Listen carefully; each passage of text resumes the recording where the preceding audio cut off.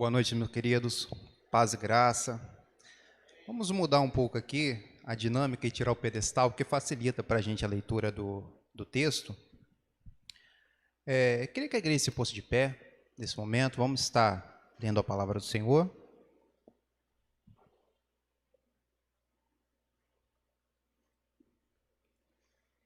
O texto que iremos tratar nessa noite encontra-se no livro do profeta Jonas. Jonas, no seu capítulo 3.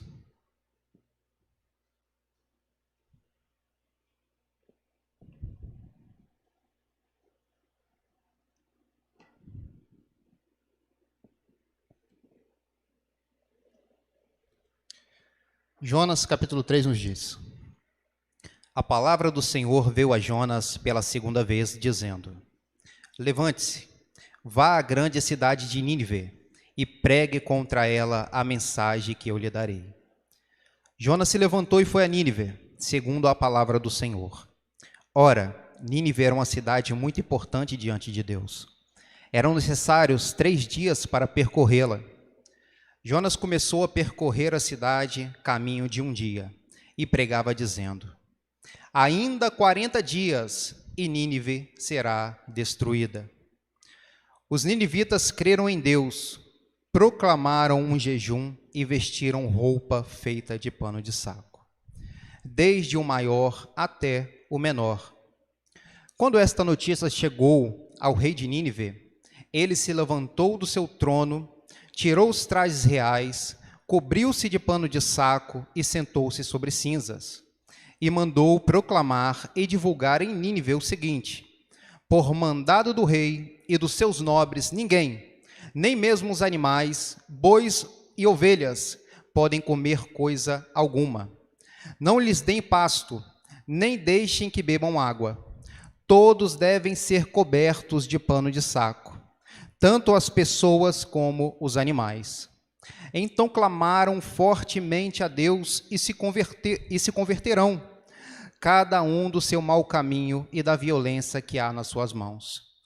Quem sabe, talvez Deus se volte e mude de ideia, e então se afaste do furor da sua ira, para que não pereçamos. Deus viu o que fizeram, como se converteram do seu mau caminho, e Deus mudou de ideia quanto ao mal que tinha dito que lhes faria e não os fez. Querido, curva sua cabeça, vamos estar orando mais uma vez. Senhor Deus e Pai, te louvamos por sua graça e por sua misericórdia. Senhor, eis-me aqui, ó Pai, como teu servo. Pai, sozinho eu não tenho nada a oferecer à tua igreja, mas sabemos que o teu Espírito pode operar coisas grandiosas e maravilhosas através da tua palavra exposta. Então fala conosco, ó Deus, converta os nossos corações a ti, quebranta-nos nesta noite, ó Pai, e que o nosso desejo, ó Pai, seja inclinado às coisas do alto. É o que te pedimos, em nome de Jesus. Amém. Pode se sentar.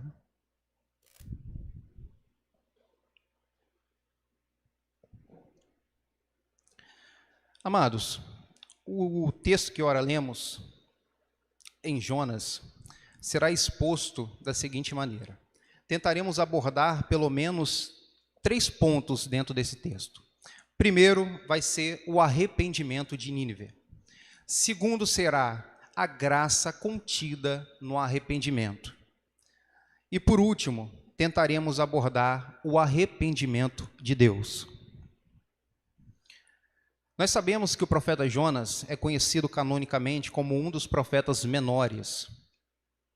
E ele vai pregar em um momento muito conturbado da história de Israel. Nós temos, na época de Jonas, uma Israel dividida em reino do norte e reino do sul. Jonas vai pregar no reino do norte e vai suceder 2 grandes profetas e conhecidos nossos, que é os profetas Elias e o profeta Eliseu. Vai pregar também sobre o domínio de Jeroboão II. E quando nós olhamos para a história de Jonas, nós vemos uma história muito conhecida de todos. Até os mais leigos conhecedores das Escrituras conhecem a história de Jonas. conhece a história que foi narrada aqui, que está sendo narrada aqui no Antigo Testamento. Pois quem nunca ouviu falar acerca da história de Jonas e o grande peixe? E o livro de Jonas introduz o texto dizendo que o Senhor aparece a Jonas com uma grande comissão, com um grande chamado. E Deus diz no verso 2 do capítulo 1, levante-se, vá à grande cidade de Nínive e pregue contra ela, porque a sua maldade subiu à minha presença.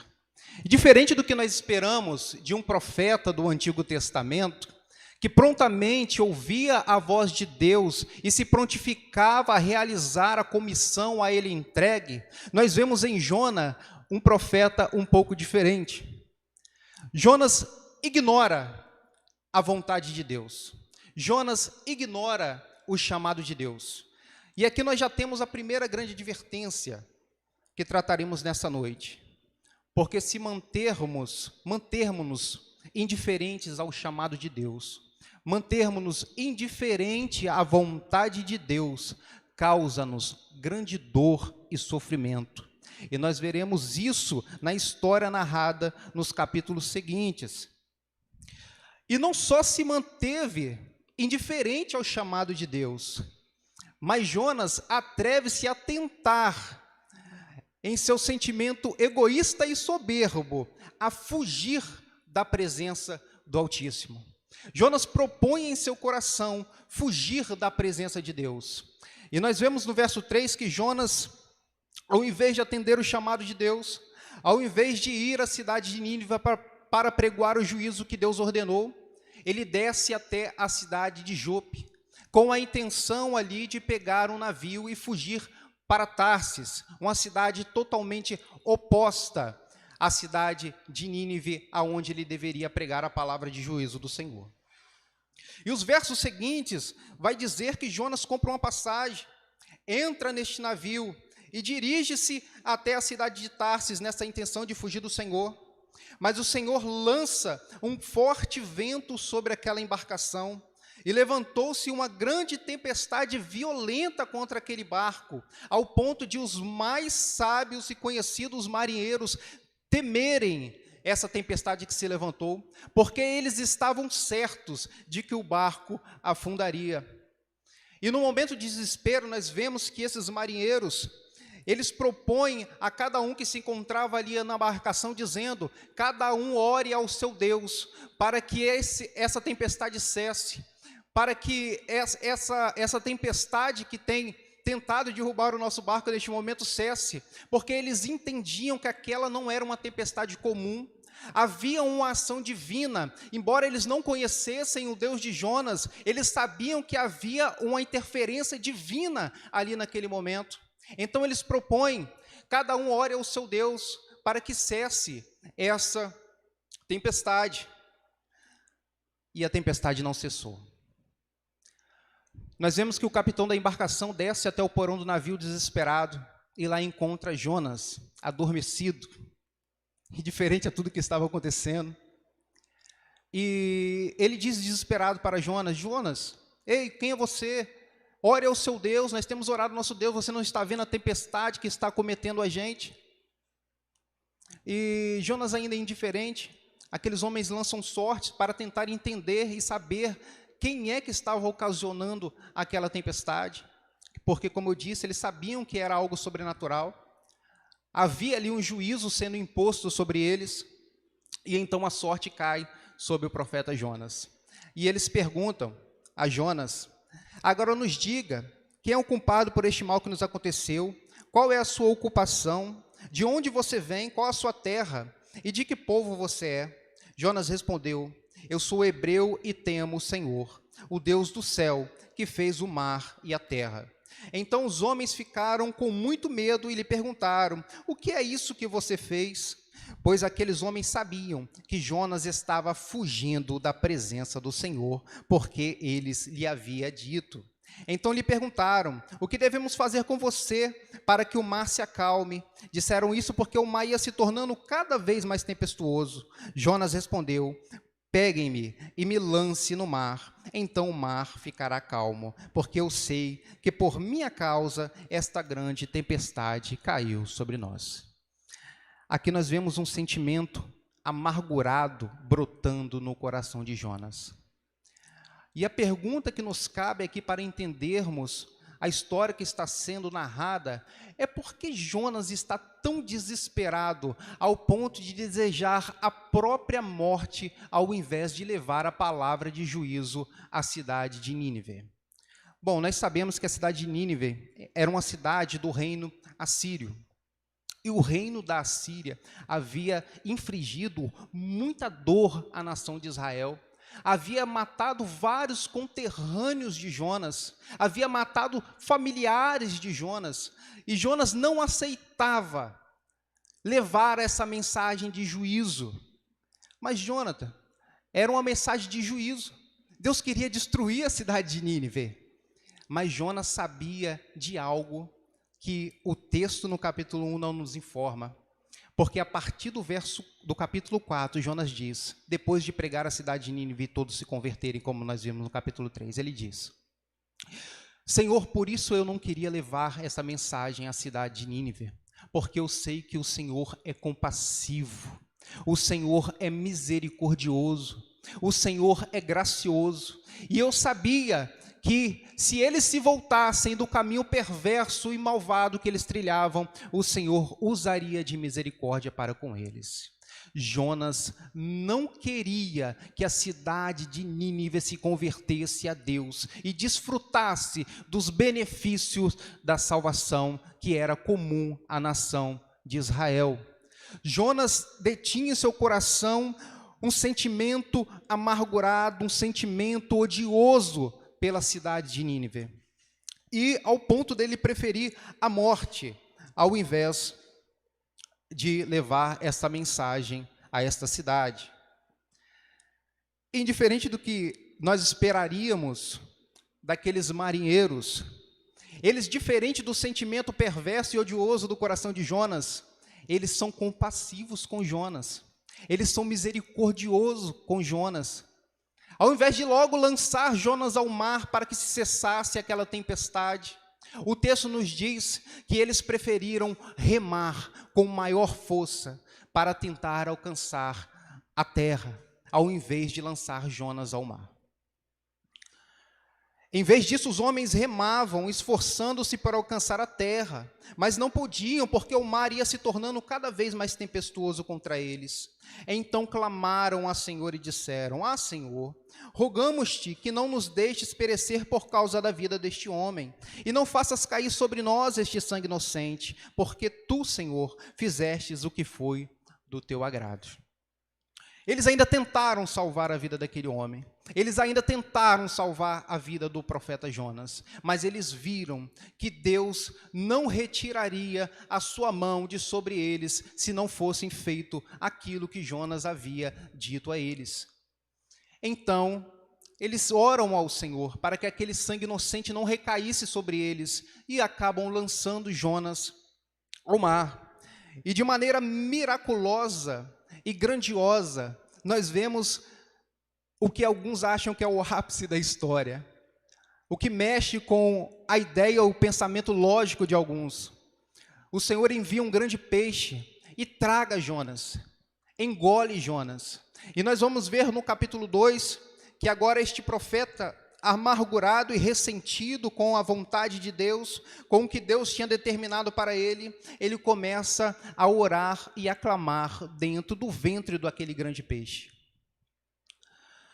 E aqui, no capítulo 12, nós vemos uma oração extensa, e nós vemos Jonas agora se quebrantando à vontade soberana de Deus sobre a sua vida. E no final, no verso 9, ele diz: a salvação pertence ao Senhor. E nós vemos uma conversão aqui em Jonas, nós vemos uma mudança de atitude, e o Senhor livrando agora Jonas da morte. E o verso 10 diz: e o Senhor falou ao peixe, e este vomitou Jonas na terra. E então nós entramos agora e chegamos no capítulo que será exposto. Vim até aqui para que nós tivéssemos um panorama da história, para que nós entendêssemos o que será tratado no capítulo 3. E diferente do Jonas do capítulo 1, que se colocou indiferente, que se colocou contra a vontade de Deus, ao chamado de Deus, nós vemos o capítulo 3 iniciando dizendo: a palavra do Senhor veio a Jonas pela segunda vez, dizendo: levanta-se, vá à grande cidade de Nínive e pregue contra ela a mensagem que eu lhe darei. Jonas se levantou e foi a Nínive, segundo a palavra do Senhor. Ora, Nínive era uma cidade muito importante diante de Deus. Eram necessários 3 dias para percorrê-la. Jonas começou a percorrer a cidade, caminho de um dia, e pregava dizendo: ainda 40 dias e Nínive será destruída. E o que cabe a nós neste primeiro momento? Entendermos o arrependimento desta cidade. Essa cidade, ao receber esta mensagem de Jonas, esse juízo de Deus, onde Jonas percorre a cidade dizendo: ainda em 40 dias e essa cidade será destruída. Nós esperávamos que os assírios, que a cidade de Nínive, pegasse o profeta Jonas, matasse o profeta Jonas, ou se colocasse também indiferente à mensagem que ele estava pregando. Jonas era um inimigo da nação de Nínive. Jonas era um inimigo da cidade de Nínive. Mas, pelo contrário, Nínive se converte por aquela mensagem pregada. Nínive se arrepende diante daquela mensagem que estava sendo proferida por aquele profeta. E nós vemos um arrependimento verdadeiro, um arrependimento genuíno. Não era apenas mero remorso pelo seu caminho pecaminoso, pelos seus pecados, por uma vida distante daquele Deus que Jonas professava. Mas aqui há algo maravilhoso, uma operação do Espírito no coração daqueles homens. E diante desse arrependimento verdadeiro, eu quero destacar pelo menos 3 elementos que configuram ou nos mostra um verdadeiro arrependimento.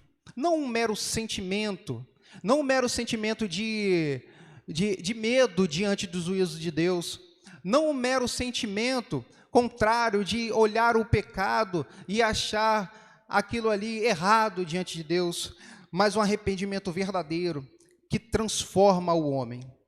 E o primeiro elemento que nós vemos é: o arrependimento é um luto em tristeza por causa do pecado. Por favor, acompanhe aí no verso 3, capítulo 3, verso 5. O texto nos diz, logo embaixo: proclamaram um jejum e vestiram roupa feita de pano de saco, desde o maior até o menor. O arrependimento falso, irmãos, lamenta apenas a consequência do pecado. Não se lamenta o fato de terem pecado, mas de terem sido pegos em seu pecado. Porém, o arrependimento verdadeiro lamenta o pecado em si. Nós vemos no Sermão da Montanha, quando Jesus diz que uma das características do verdadeiro cristão, do verdadeiro converso, é aqueles que choram. Aqueles que choram serão consolados. Uma das características do verdadeiro arrependimento é o reconhecimento do estado caído e pecaminoso. É o reconhecimento do estado miserável diante da palavra de Deus, diante da lei de Deus, diante do próprio Deus. Não há arrependimento verdadeiro se nós não conseguimos observar os nossos pecados e isso não causa uma contrição dentro de nós. Não há arrependimento verdadeiro se nós não nos voltarmos a Deus em humilhação. Eles proclamaram um jejum, eles se vestiram de pano de saco, do maior até o menor. Joel, no capítulo 2, verso 12, diz: ainda assim, agora mesmo, diz o Senhor, convertam-se a mim de todo o coração, com jejuns, com choro e com pranto. Às vezes o que nos falta, querido, nesses dias, é nos voltarmos a Deus com um coração contrito, com um coração quebrantado, com um arrependimento verdadeiro. aonde nos entregamos a Deus, reconhecemos os nossos pecados. Porque o que eu vejo dessa geração que está aí fora, eles até lamuriam, até se penalizam pelos pecados deles, mas não há mudança. Eles não se humilham diante da verdade de Deus, eles não se dobram diante da verdade de Deus, eles se mantêm indiferentes, eles não fazem como Nínive diante do juízo de Deus, se dobram a essa verdade, se dobram a essa revelação, eles se mantêm em seus corações endurecidos. A tristeza dos ninivitas nós vemos que ela vai se dar de duas formas. Primeiro, eles proclamam um grande jejum. Ao receberem a mensagem de Jonas, que em 40 dias aquela cidade seria destruída. Ao ouvirem aquela mensagem, eles proclamam do maior ao menor um jejum. O jejum no Antigo Testamento era um sinal de lamento, de luto, de humilhação diante dos pecados, diante da transgressão à lei de Deus. E não somente isso, mas eles se vestem de panos de saco. O que significa isso? O pano de saco era um tecido que era usado para a confecção das roupas dos mais pobres, dos plebeus. E nós vemos que do menor ao maior se veste de pano de saco. Do mais plebeu até ao mais nobre do reino de Nínive. Inclusive o rei se veste de pano de saco. O que o texto está querendo nos dizer? Que todos, indistintamente, reconheceram o seu estado miserável diante do Deus de Jonas. Paulo trata em Romanos capítulo 3, verso 23, o seguinte: porque todos pecaram e destituídos estão da glória de Deus. Os ninivitas reconheceram que todos pecaram, indistintamente, não havia um justo sequer, e nossa condição hoje não é muito diferente dos ninivitas. Todos pecamos, todos fomos destituídos da glória de Deus, mas graças ao nosso bom Senhor, que ofereceu o seu próprio Filho como expiação pelos nossos pecados, e hoje nós temos acesso a Deus, pelo ato maravilhoso de Cristo na cruz, pelo seu sangue derramado. Hoje nos achegamos a Deus somente pelo ato gracioso e misericordioso dEle, de nos aproximar de maneira soberana de si próprio.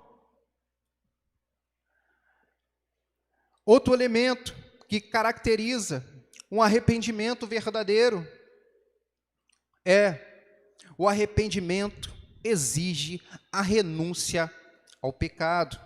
Por favor, olhem o capítulo 3, verso 8, na metade do versículo. E se converterão cada um do seu mau caminho e da violência que há nas suas mãos.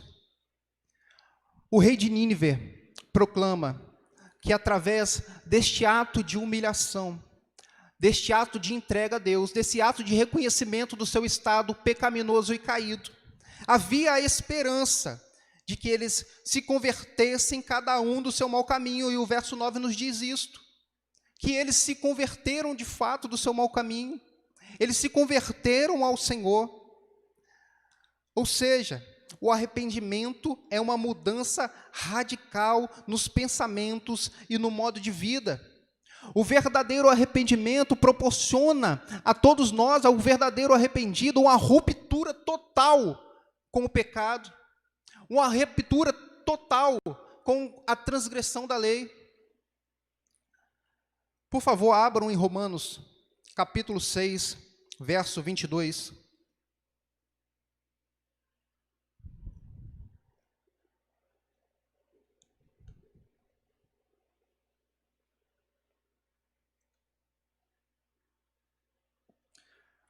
Romanos, capítulo 6, verso de número 22. Paulo nos diz: agora, porém, libertados do pecado, transformados em servos de Deus, Os frutos que vocês escolhem é para a santificação. Ou seja, uma vez libertados do pecado, uma vez rompidos com os laços do pecado, agora os frutos que testificam o verdadeiro arrependimento, a verdadeira conversão, é os frutos de santificação. Tem de haver uma mudança de mente, tem que haver uma mudança dos maus caminhos, uma mera profissão de arrependimento, meramente dizermos que nos arrependermos é muito pouco diante de Deus. Tem de haver uma renúncia do pecado, até aquele pecadinho de estimação, até aquele pecadinho que você não consegue abandonar. Nós temos que romper com qualquer tipo de pecado. Nós temos que nos voltar à lei de Deus. E os frutos que vamos produzir agora são frutos de santificação. Com o auxílio do Espírito de Deus, agora o nosso coração vai ser transformado, vai ser moldado dentro da palavra de Deus. O chamado de Deus é para irmos a Ele, de fato, desta maneira, como estamos. Ainda pecamos, de fato, ainda pecamos. Ainda estamos sob a influência do pecado enquanto estivermos nesse corpo mortal e caído. E Paulo vai nos falar que somente com um corpo incorruptível, com um corpo transformado, com um corpo imortal, seremos libertos desse corpo pecaminoso e deste assentimento, esse desejo ainda pelas coisas da carne.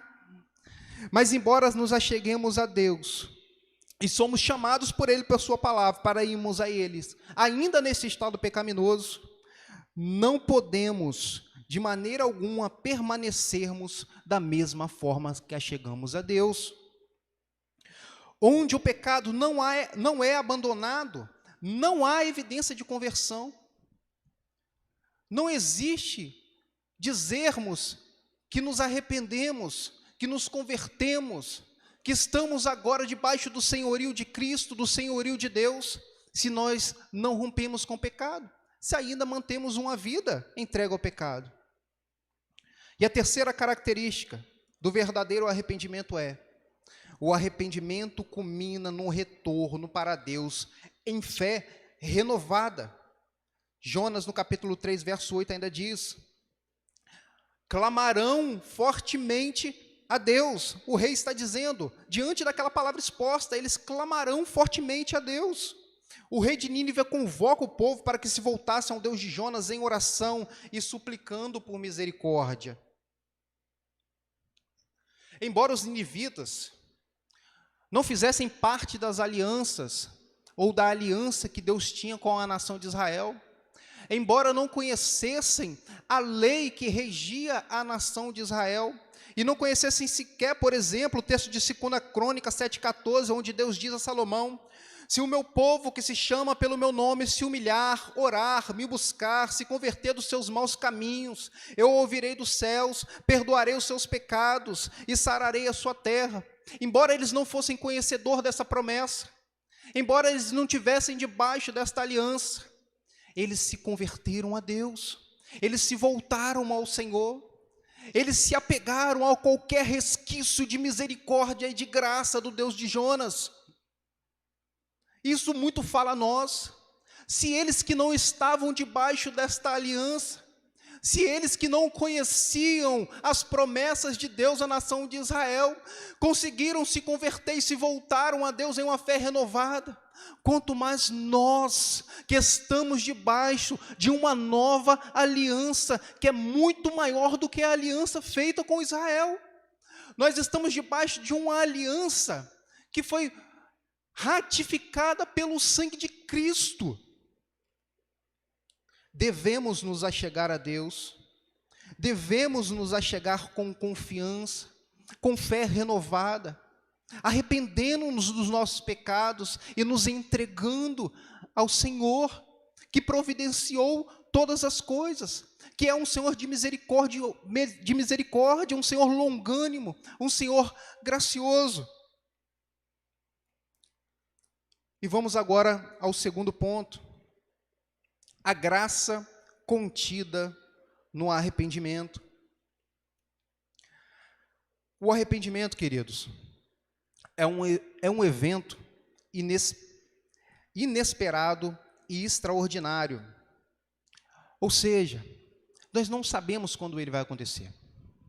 Nós não sabemos quando Deus vai quebrar os nossos corações, quando Deus vai arrancar o coração pervertido nosso, o coração caído, o coração que está contra a sua lei, e colocar em nós um coração de carne voltado para a sua lei, para a sua palavra. É um evento inesperado, porque nós podemos olhar na nossa própria conversão. Se você não nasceu em um lar evangélico, se você já não nasceu em uma família cristã, que é o meu caso, nós vemos que Deus age de maneira miraculosa, de maneira extraordinária. Lembro-me de quantas vezes eu ouvi falar da palavra de Deus, falar dos seus juízos, falar da condenação preparada para aqueles que estavam em oposição a Ele.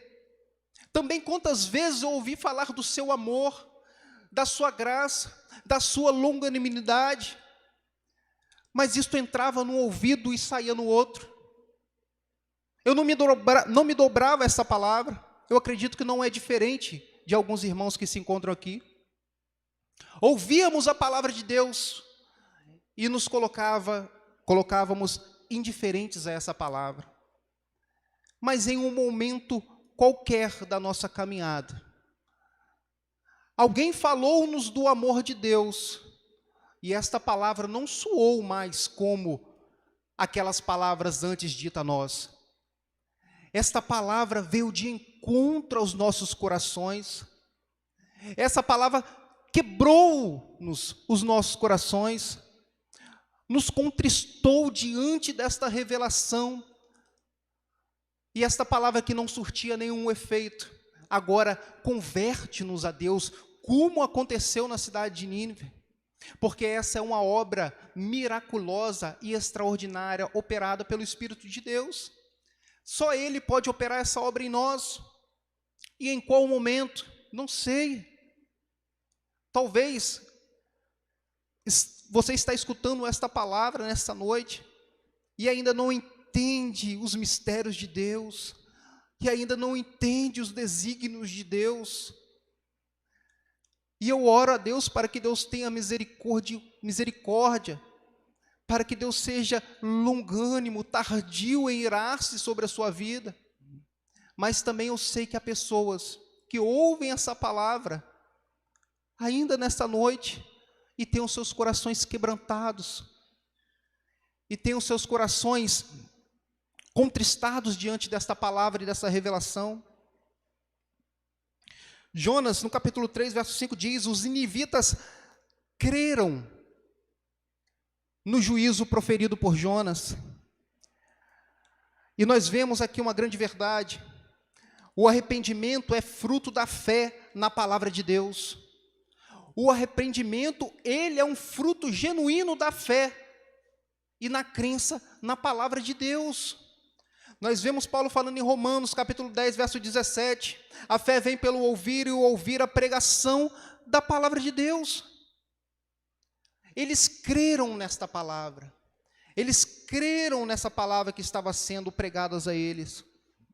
Os ninivitas não somente creram no julgamento contido na palavra, mas eles também creram que Deus podia ter misericórdia deles. Jonas, capítulo 3, verso 9, acompanha aí. Quem sabe, talvez Deus se volte e mude de ideia, e então se afaste do furor da sua ira, para que não pereçamos. O arrependimento verdadeiro nunca se baseia apenas na lei de Deus, mas também na esperança do Evangelho, na esperança da boa nova. Os ninivitas conseguiram enxergar além daquela palavra de juízo. Eles conseguiram enxergar além daquelas palavras de destruição. Ao ouvido de alguns, era simplesmente: em 40 dias Deus destruirá esta cidade. Mas ao ouvido de outros, havia um fundo de esperança. Eles ouviram da seguinte maneira: se nós nos voltarmos dos nossos caminhos perversos, então o Senhor não tem motivo para destruir. Quando se baseamos apenas na lei de Deus, todo homem merece o juízo de nosso Senhor, porque todo homem transgrediu a sua lei. Mas quando olhamos para o Evangelho, para as boas novas de Deus, nós vemos a graça, o amor de Deus, a sua compaixão derramada a nós através do seu Filho Jesus Cristo, e nós conseguimos enxergar além do juízo. Por favor, abram em Hebreus capítulo 4, verso 16.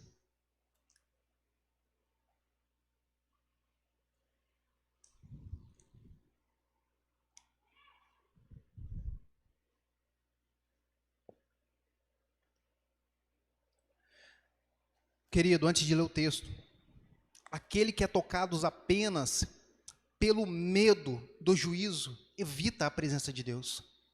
Aquele que consegue ouvir apenas o juízo do Senhor em sua palavra, ele foge da presença do Senhor. Mas leiamos Hebreus 4,16. Portanto, aproximemo-nos do trono da graça com confiança, a fim de recebermos misericórdia. Portanto, aproximemo-nos do trono da graça com confiança, a fim de recebermos misericórdia. É isso que o Senhor nos convoca.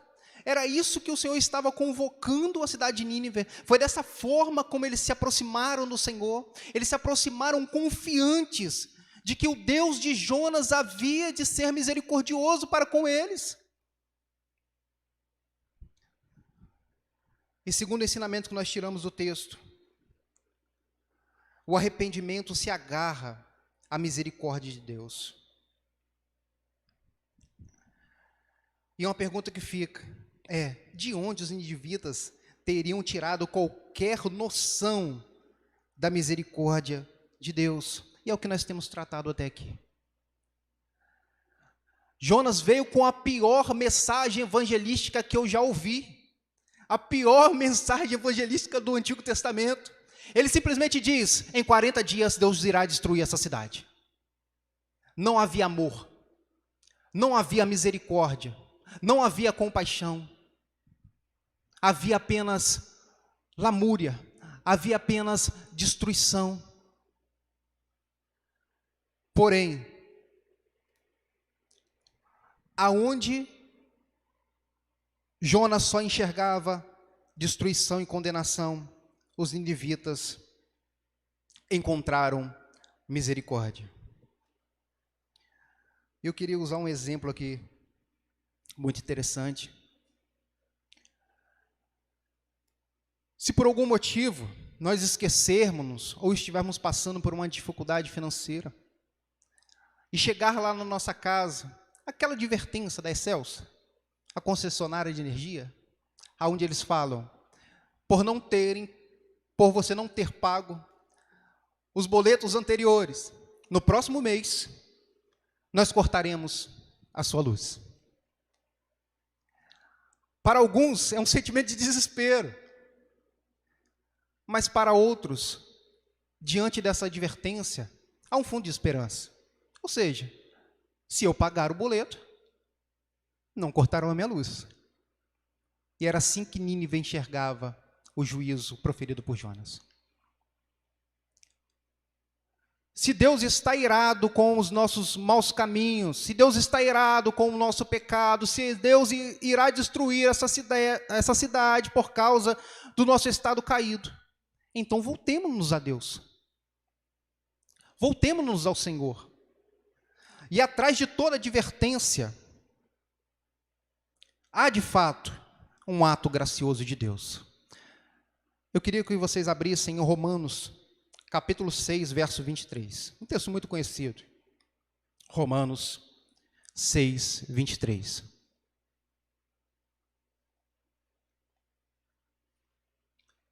A palavra nos diz: porque o salário do pecado é a morte. Até aqui.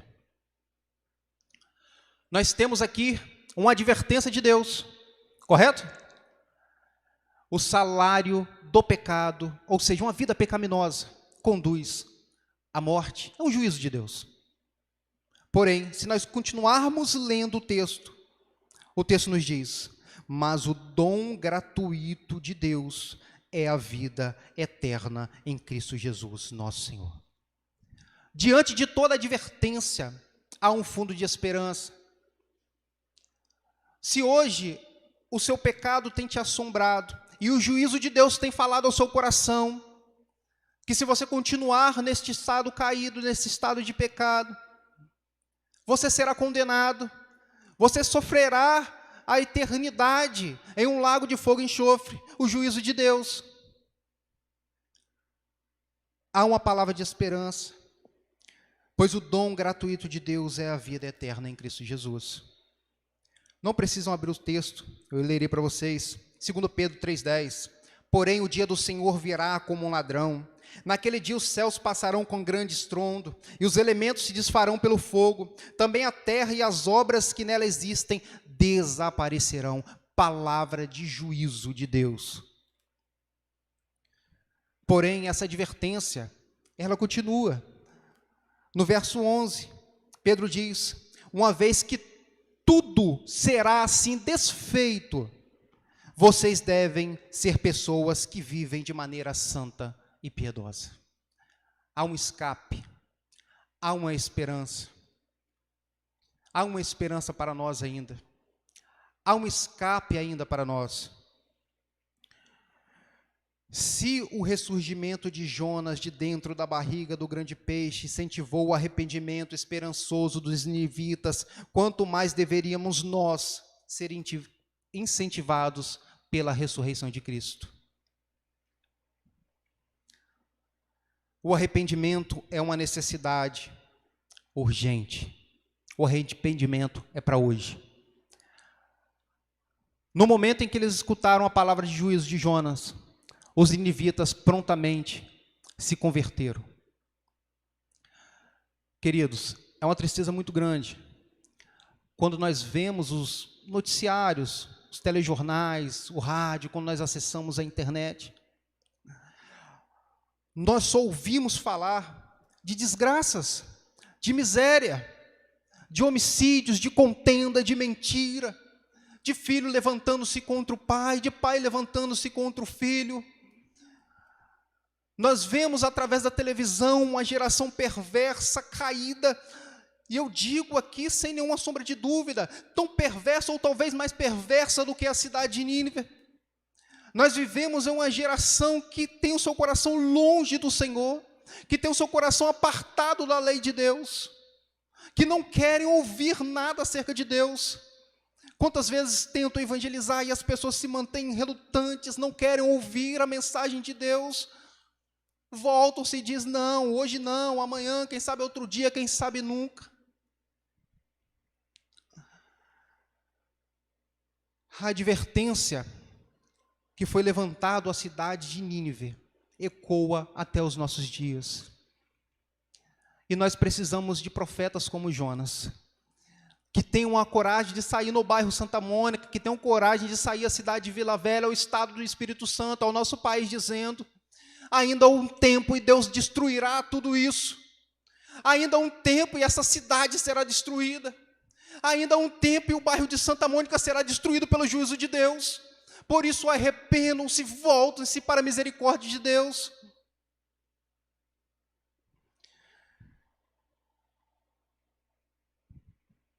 Deus não esperava dos ninivitas apenas um arrependimento exterior. Deus não esperava dos ninivitas apenas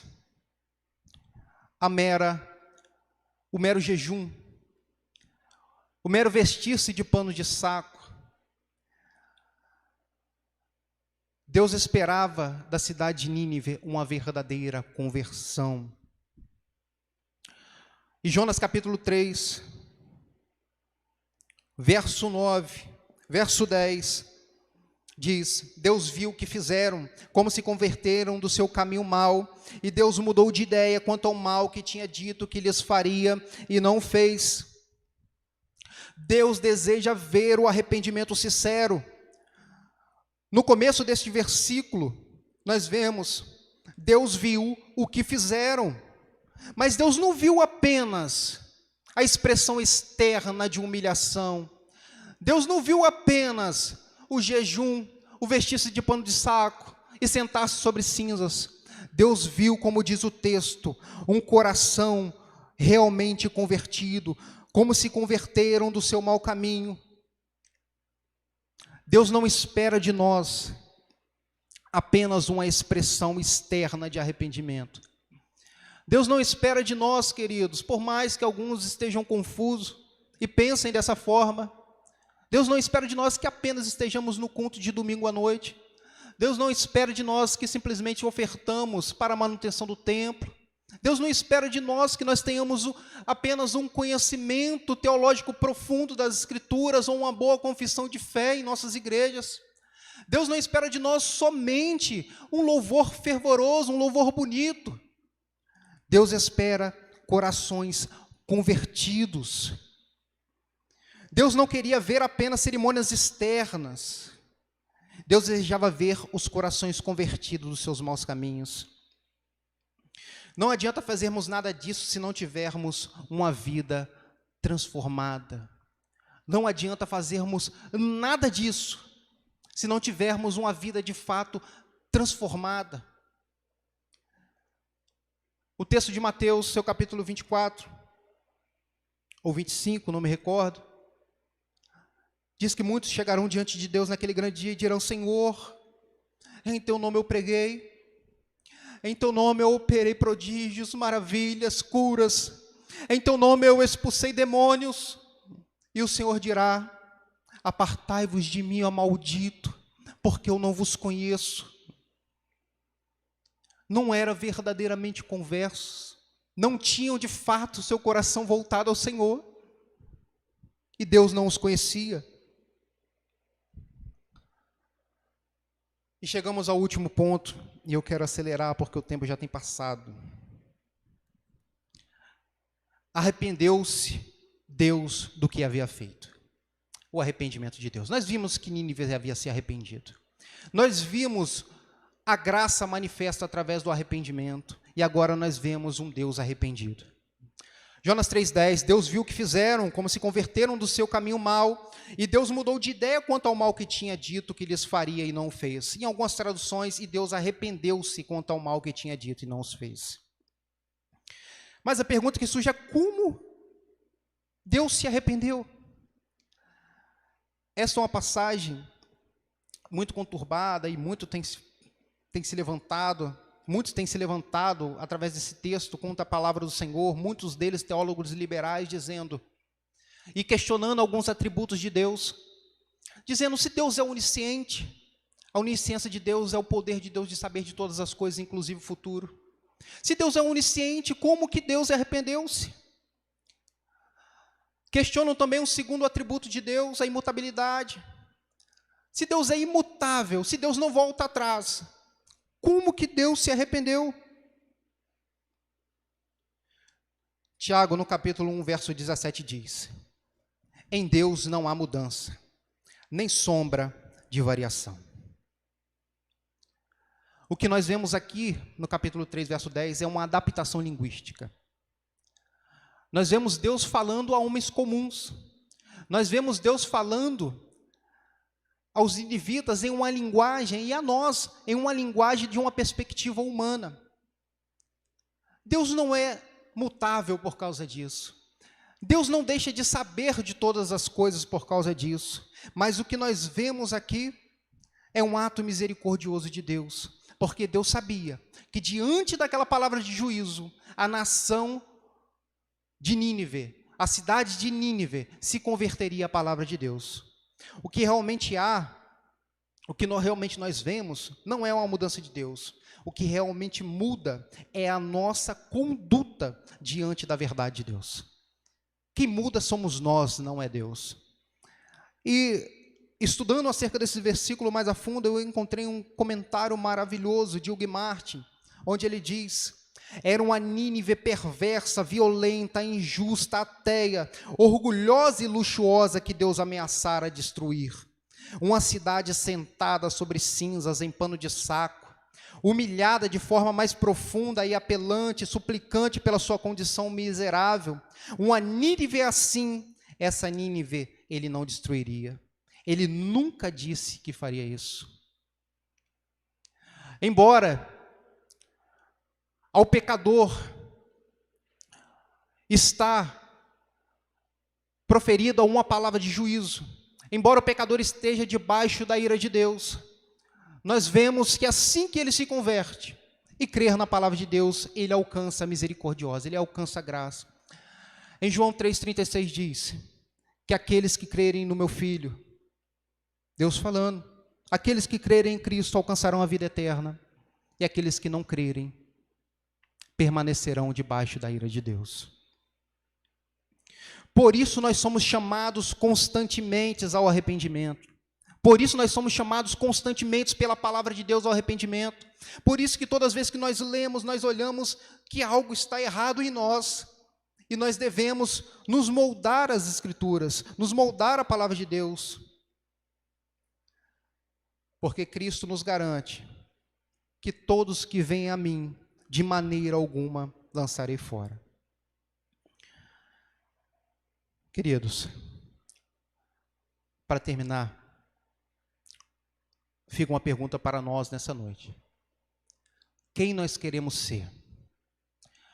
Nós queremos ser a Nínive do capítulo 1, que está debaixo do juízo de Deus? Ou queremos ser a Nínive do capítulo 3, que se humilha, que se quebranta, que se contrista diante da palavra de Deus, que se arrepende, que se volta ao Senhor em súplicas e em lamentações, dizendo: Senhor, Tu és poderoso para nos salvar. Senhor, Tu és poderoso para mudar esse estado caído e pecaminoso ao qual eu me encontro. Talvez haja misericórdia ainda para mim. Talvez ainda haja misericórdia para a minha vida. Ou nós seremos a Nínive do capítulo 1, debaixo do juízo de Deus, ou nós seremos uma Nínive suplicante, como nós vemos no capítulo 3. Muito obrigado, queridos, pela atenção.